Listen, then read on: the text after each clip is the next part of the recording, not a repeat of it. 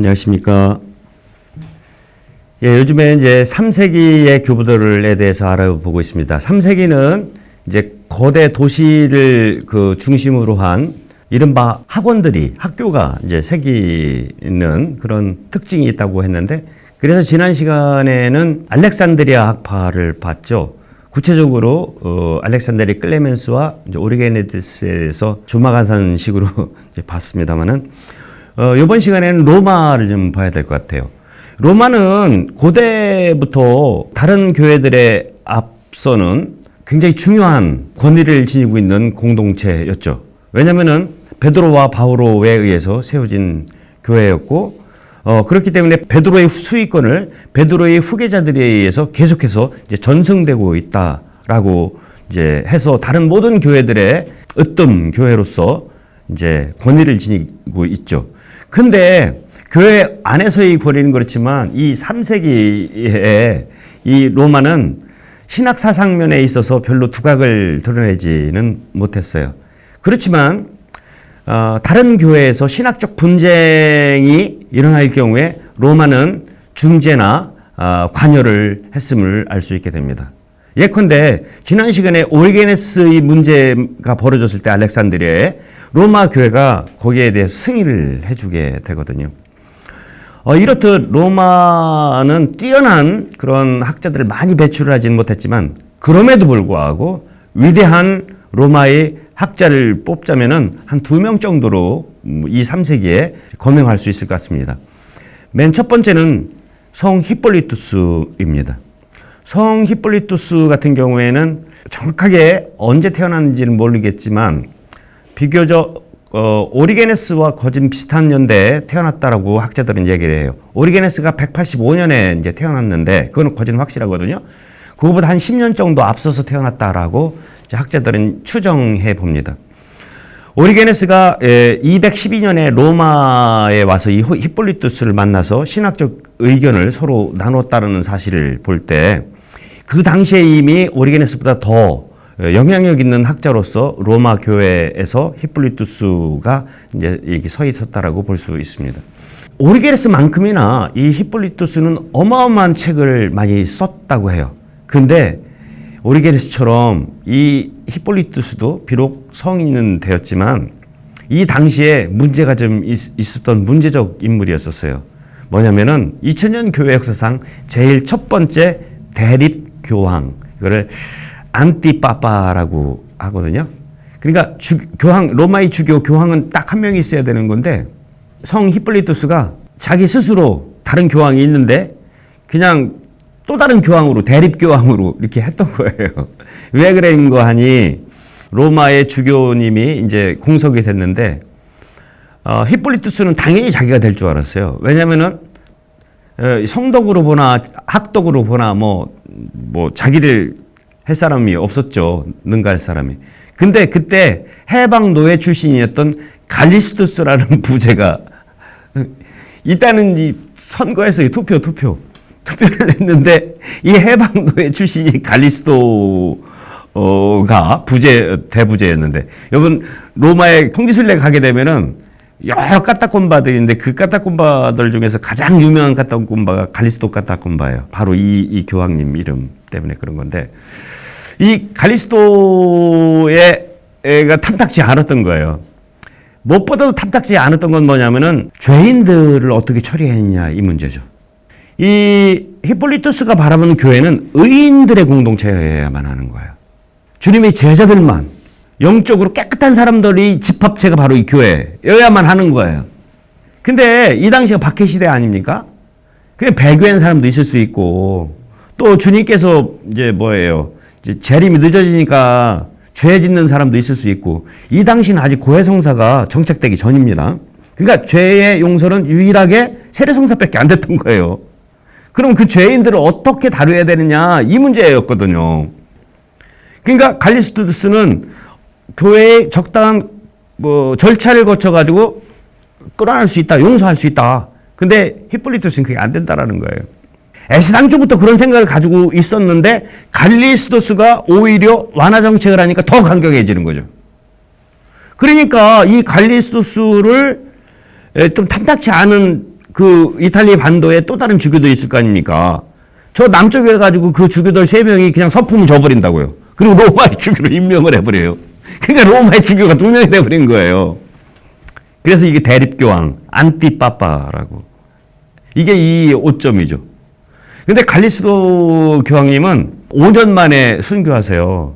그 로마에 가면 트라스테베르라는 동네가 있는데 거기서 그냥 머리가 깨지면서 돌아가시는데 그 후임이 누구냐면 우르바누스 교황님이에요. 이 양반도 순교해서 오래 사실 교황직을 못해요. 그 다음 교황님이 누구냐면 폰티아누스 교황님이에요. 그때까지 그러니까 몇 명이 바뀐 거예요. 갈리스도부터 시작해가지고 3명이 바뀔 때까지 이는 자기가 로마 주교라고 했던 거예요. 근데 폰시아누스 진짜 교황이 있게 되죠. 근데 다행인지 뭔지 이 둘이 한꺼번에 잡힙니다. 바뀌었대. 그래가지고 둘이 같이 이탈리아에 보면은 샤르데니아라는 그 섬이 있는데 거기서 이제 잡혀가셔서 중노동을 하시다가 같이 순교를 하세요. 근데 교회에서는 그 순간 둘이 폰시아누스 교황하고 히폴리투스하고 이제 화해했다. 자기를 철회한 거죠. 이제 이랬다고 전해지면서 이제 지금은 순교 성인으로 공경을 하고 있지만 그 당시만 해도 그 이 악명이죠. 이 안티파파. 그러니까 대립교황, 반교황. 이미지가 강해서 그랬는지 히폴리투스의 많은 책들, 어마어마하게 많은 책들을 썼다고는 하는데 그 책들이 대부분이 소실되었지만 그래도 중요한 책들은 번역돼서 지금 많이 나오고 있고 또 한 가지 중요한 것은 이 히폴리투스는 때까지만 해도 아직까지 로마에서는 그리스말을 썼다. 그러니까 후대에 이제 점점 시간이 지날수록 라틴 사람들이 그 히란말을 읽을 수가 없잖아요. 그러니까 또 소실, 원문, 그리스말이 소실될 수밖에 이제 없던 이유도 있죠. 그렇지만 라틴어를 비롯해서 이가 쓴 많은 책들이 원문은 아니지만 번역본으로 나와 있어요. 콥트어, 아랍어, 에티오피아어, 아르메니아어, 제오르지아어, 고대 슬라브어까지도. 그만큼 이 양반은 중요한 책들을 많이 썼어요. 그 중에서까지 이제 좀 보자면은 첫 번째는 논쟁적 작품이에요. 특별히 이단들을 반박하는 책이죠. 이는 지난 시간에 했던 그 리옹의 이레네오에 종속되는 신학자라고 보는 게 타당할 것 같습니다. 그이가 쓴 책 중에서 가장 중요한 책 중 하나는 필로소프메나라는 그리스 말인데 한국말로 하면은 철학 총론 정도로 번역할 수 있을 것 같습니다. 이 책은 10권에 달하는 방대한 책인데요. 일부에서는 그리스 철학자들을 소개해요. 탈레스부터 시작해가지고 그리스 철학자들, 그리스 사상들을 굉장히 박식한 인물임을 우리는 알 수 있게 됩니다. 그 철학들의 단점들, 철학들이 그리고 장점들 이거를 일목요연하게 이제 정리를 해줘요. 그 다음에 2부에서는 그 철학들을 바탕으로 해서 그리스도교의 그 철학들이 들어와서 오염될 경우에는 이단으로 바뀌게 되는데 이 이단들을 열거를 하고 그 이단들을 반박하죠. 몇 개의 이단이냐면 33개의 이단들을 이제 쫙. 근데 대부분 이 이단들은 아드베르스 헤레시스, 그러니까 리옹의 이레네오의 이단 반박책에 이제 종속된 내용들이 굉장히 많이 있습니다. 그 다음 책은요, 그 필로소프메나, 그러니까 철학 총론의 후속 작품이라고 할 수 있는데, 이거는 신타그마라고 이제 그리스 말로 하는데, 신타그마는 총론 뭐 이런 뜻이에요. 그래서 한국말로 하려면은 이단 반박 총론 뭐 반이단 총론 정도로 번역할 수 있는데 여기에서는 32개의 이단을 아주 뽑아가지고 그 이단들을 일일이 이제 반박하고 있어요. 그리고 마지막은 안티크리스토스, 한국말로 하면 적그리스도 혹은 반그리스도 이제 이런 건데 다니엘서에 보게 되면 다니엘서 7장에 이제 4 괴물들이 나와요. 그 괴물들을 제일 처음에 뭐 페르시아, 그리스 이렇게 했는데 그 4번째 그 동물을 로마 제국으로 그러니까 로마 제국에 대해서 굉장히 반감을 가지고 왜냐하면 지금 박해를 받고 있으니까요. 이런 책을 썼고요. 성서 주석 작품도 굉장히 많이 남아 있는데 현재 남아 있는 것은 그렇게 많이 남아 있지 않고 다니엘서 주석이 굉장히 중요합니다. 204년경에 저술됐다고 하는데 어떻게 보면은 오리게네스부터 한참 전에 쓴 거예요. 그래서 성경 주석 작품으로는 우리 교회 전체에서 제일 첫 번째 주석서가 이 다니엘 주석서라고 이야기를 할 수 있습니다. 그 다음에 또 굉장히 중요한 주석서 중에 하나는 아가서 주석이죠. 아가서 이 주에서 혹은 주석서는 제가 지난 시간에 오리게네스 얘기할 때도 잠깐 언급을 했는데 오리게네스도 아가서 주해를 하거든요. 이 아가서는 성경 공부하시는 분들한테는 뭐 그렇게 조그만 뭐 출애굽기 탈출기 이런 거에 비해서는 조그만 소품일 수 있지만 교부학에 있어서는 굉장히 중요한 겁니다. 왜냐하면 이게 교부든 하나같이 이 아가서의 신부와 또 그 신랑의 관계를 하느님과 우리 영혼 혹은 교회로 이제 비유적으로 하면서 그거를 주석하거든요. 하여튼 이런 책이 있다. 이 신학 사상은 굉장히 많이 있지만 그중에 이번 시간에 그냥 언급만 할 것은 교회예요. 교회. 교회가 도대체 뭐냐. 이는 그 교회를 수호하기 위해서 그 이단 작품들을 쓴 거예요. 이 교회는 사도 전승에 의해서 예수 그리스도의 가르치는 진리를 담고 있는 곳이 바로 이 교회다. 따라서 이 교회는 마치 구원의 배처럼 이 교회 밖에 있는 사람들은 구원을 받을 수 없다. 이제 이렇게 이야기를 하는 거예요. 이제 제가 이거 한 부분만 좀 읽어 드리겠습니다. 바다는 곧 세상이며 교회는 바로 시면을 헤쳐가는 배와 같습니다. 그러나 이 배가 절대로 파손되지 않는 이유는 선장이 그리스도이기 때문입니다. 이 배는 죽음을 삼킨 승리의 표시인 주님의 십자가를 지니고 있습니다. 이 십자가가 안테나, 그리스 말로 안테나는 뭐냐면 이게 뭐라 그러죠 이걸? 돛이죠. 이렇게 돛. 이 배의 좌우편에는 많은 천사들이 있는데 이들이 바로 교회를 지키는 선원들입니다. 위로 오르는 사다리는 십자가의 상징으로서 이를 통해 신자들은 하늘 영광에 들어갈 수 있습니다. 펄럭이는 깃발은 예언자, 순교자, 사도 등 그리스도와 함께 승리한 모든 성인들을 상징하는 것입니다. 이게 이렇게 배를 보고 있는 거예요. 그러니까 이 배에는 누구만 타야 돼? 의인만 타야 되는 거예요. 이래서 이제 갈리스도하고 싸우는 거예요. 근데 갈리스도는 뭐라고 하냐면은 그래 배 잘 얘기했다 배. 근데 이 배는 노아의 방주야. 노아의 방주에는 정한 짐승뿐만 아니라 주님께서는 부정한 짐승도 태우겠다. 밀과 가라지가 함께 이 밭에서 자랄 이것을 우리가 뽑을 수는 없다. 세상 종말에 그분이 오셔서 추수 때 할 거다. 이게 이제 갈리스도의 논리였었던 거예요.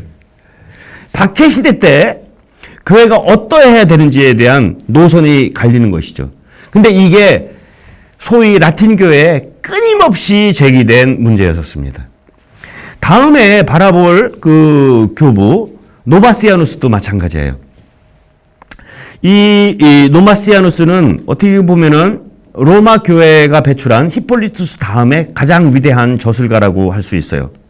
근데 중요한 것은 이 노바시아누스 때 비로소 라틴 말로 이제 책이 쓰이기 시작한 거예요. 근데 이도 똑같이 대립교황이에요. 이도 자기 스스로 그냥 그 기존 교황을 반대해서 다른 이들과 함께 이제 교회를 꾸렸죠. 그리고 이는 끝까지 그걸 풀지를 않아요. 이제 커다란 오점이죠. 그러니까 아직까지도 이 2세기 말 3세기 초까지만 해도 교회의 그 교계 제도가 아직 완벽하게 정착되지 않은 상태였음을 알 수 있게 됩니다. 어쨌거나 이가 쓴 책은 굉장히 중요합니다. 어떻게 보면 그리스도교의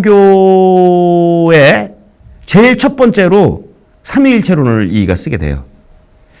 250년 전에 경에 쓰여진 걸로 보게 되는데 이 책은 후대에 그 라틴 신학에 큰 영향을 끼치는 그 삼위일체론을 썼다라는 말씀 드릴 수 있겠고요.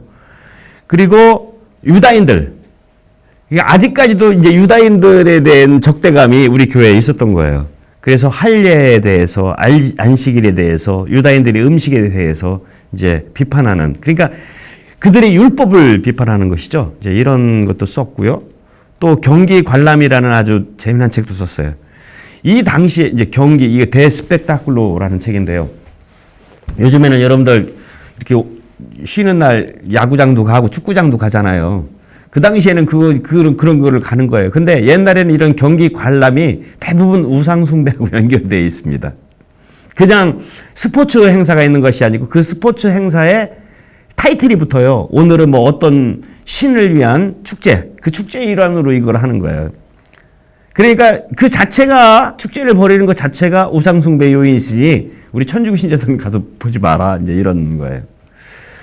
그도 그렇고 또 그 밖에 다른 그 경기들은 굉장히 비인간적이거든요. 검투 경기라든지 잔인무도함이 이제 있고, 또 거기 가면 왜 사람들이 좀 이렇게 조금 제정신이 아니잖아요. 여러분들 유럽 축구 뭐 프리미어리그나 뭐 세리아 같은 데 한번 가보세요. 이 반은 다 미쳐 있어요. 다 반은. 우리나라도 팬들 이렇게 하는 거 보면 우리나라 붉은 악마라며, 붉은 악마. 천주교 신자가 붉은 악마 되면 되겠어요. 붉은 악마, 붉은 마귀잖아요. 하여튼 이렇게 재미난 것도 있는데 이것도 한번 언제 시간이 되면은 읽어보면 좋을 것 같습니다. 그 밖에도 이제 다른 많은 책들을 이제 썼습니다. 근데 제가 이 노바티아누스하고 히폴리투스를 통해서 우리가 잠깐 짚고 넘어갈 것은, 교회론이 그 알렉산드리아 학파는 굉장히 사변적인 신학을 했어요. 로고스라는 보편 이상이 바로 예수 그리스도고, 이 그리스도를 통해서 이 세상을 해석하려고 했고, 한 인간이 어떻게 해서 그 로고스와 일치되어야 가느냐라는 일종의 사변신학이라고 얘기를 할 수 있죠. 이게 동방신학, 특히 알렉산드리아 신학의 특징이라고 얘기를 할 수 있겠습니다. 이 알렉산드리아의 구원은 인간이 하느님처럼 되어가는 거예요. 왜? 인간은 하느님의 모상으로 태어났고, 그 모상으로 태어난 이유는 하느님을 닮도록. 이게 이제 구원이거든요. 반면 이제 이 로마, 이쪽 서방, 라틴은 굉장히 구체적이에요. 교회 생활을 어떻게 해야 되느냐? 죄의 용서는 어떻게 해야 되느냐? 회개는 어떻게 해야 되느냐? 그리고 이 사람들이 구원은 죄의 용서 차원을 더 많이 받거든요. 죄가 어떻게 용서되느냐 이거죠. 그러니까 동방 알렉산드리아 신학에서 볼 때 예수님은 로고스예요. 닮아야 될 존재. 그분을 닮음으로써 하나님과 일치하는 거죠. 그러나 이 서방에서 예수 그리스도는 내 죄를 대신해서 십자가에 못 박히신 존재인 거죠. 그렇기 때문에 이 서방, 즉 라틴 교회, 로마와 이제 다음 시간에 볼 이 북부 아프리카 카르타고 교회에서는 교회론이 굉장히 발달했어요. 교회론, 또 교회에서 하는 성사론, 죄의 용서. 반면 이 알렉산드리아 학파는 그렇지가 않죠. 여기는 굉장히 사변적이고 삼위일체론, 그리스도론, 그리고 영성신학, 이런 것도 현대의 이제 학과목으로 얘기할 때는 이런 것들이 이제 발전했음을 알 수 있게 됩니다. 로마에서는 이렇게 두 교부를 간단하게 봤는데, 사실 본격적인 라틴 신학은 위대한 교부, 북부 아프리카의 또 다른 천재 테르툴리아누스에 의해서 이제 시작됩니다. 요거는 다음 시간에 보도록 하겠습니다. 감사합니다.